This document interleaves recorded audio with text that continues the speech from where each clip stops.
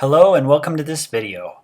There's all this cardboard strewn upon the floor, and here are my two cats. So I'm going to be trying to make a cardboard cat tower. Here I'm applying some hot glue. I found that just a little bit of hot glue binds cardboard really well, and cardboard is a really great building material, especially if you're on a budget, and it's fast. It's so easy to cut with a sharp knife. So the deal is, our cats don't love being pet by my little son, and I don't want either of them, to bite him. Like, I want to make I don't think it's a high chance, but I want to make it an even lower chance, because cat saliva contains a bacteria that can really make bad infections. And anyway, so I'm trying to make a place for the cats to kind of hide away, and where he won't be as tempted to try to bug them. In any case, this project is just kind of a build on the fly project, so I don't really know what I'm doing, and I'm just trying to figure it out as I go.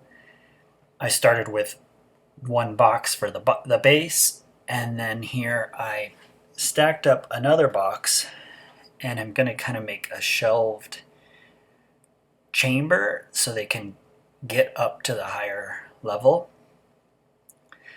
So what am I saying? Well, oh yeah, I was going to say, some of the joints I will reinforce with another piece of cardboard.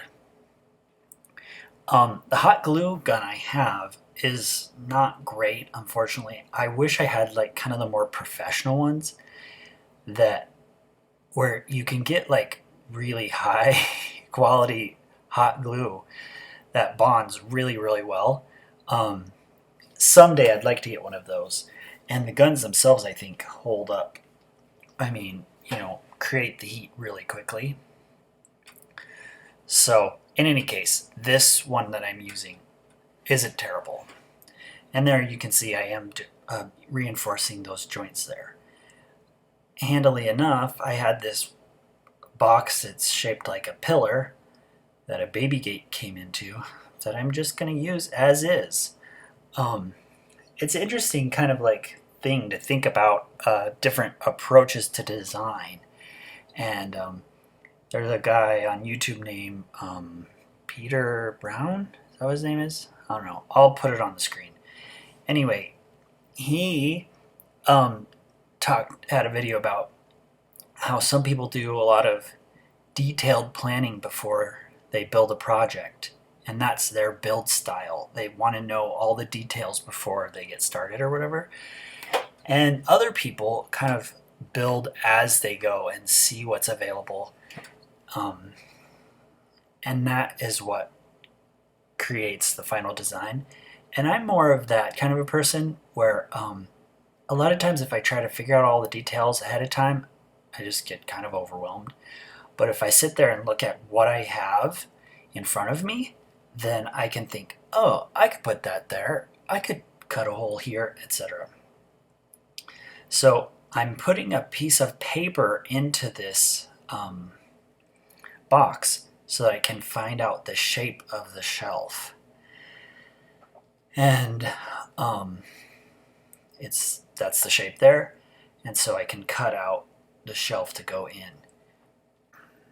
This is a method that I've learned from watching people's videos on YouTube, like people who make clothes or people who are woodworkers. In the old days, I would have just tried to make the piece from the beginning the right shape, but it's very difficult to do that, and you end up wasting materials if you make a mistake. So I've learned like this really cool and useful technique of taking something like paper or a spare bit of cloth and doing a practice version. So I've cut holes here for the cats to jump up to the higher levels. There's the shelf, and I just want it over in this corner.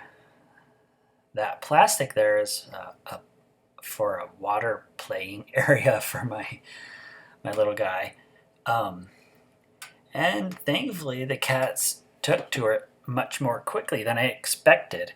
I've built towers for them in the past and they've just ignored it for like months. This one, you can see I put our one cat, Kyoko, in there and she jumps out right away. But that's all right because she does warm up to it later. Anyway, that's my cat Geppetto.